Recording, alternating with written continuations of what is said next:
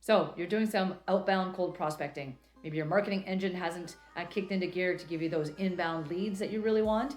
And as a startup, you need to find your first and continue to fill that pipeline of first clients. So this is a tough job. I'm not going to lie. And there is no silver bullet.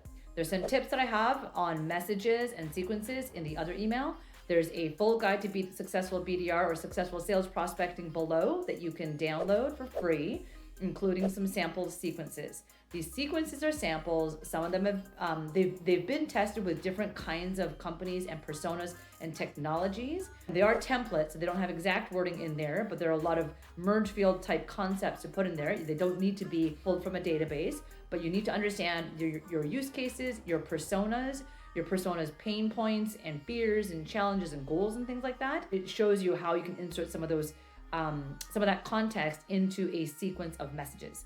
So a sequence should be about at least 6 to 10 touches, because we need to apply that persistence in order to get responses. Because if you do get a response from the first email, that's fantastic, but that's probably not going to happen.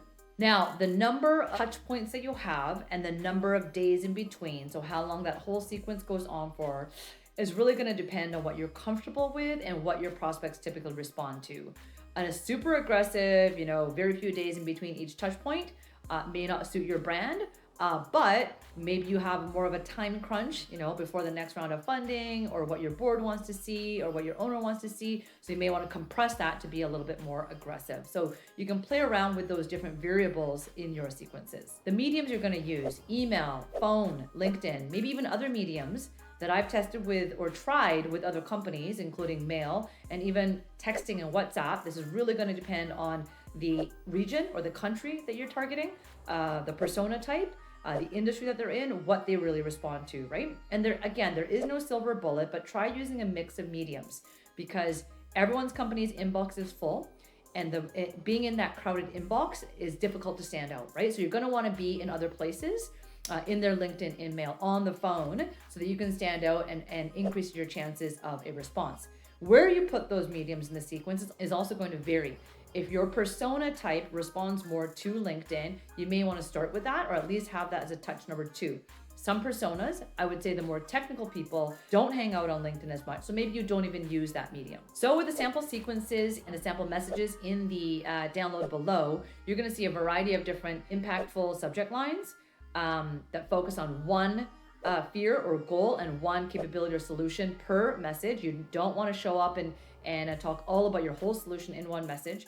You're going to see a lot of messaging or copy that's directed towards the prospect, right? Not the vendor and the we language, but the prospect, more of the you language. They're short, they're very concise. It's purposely built that way.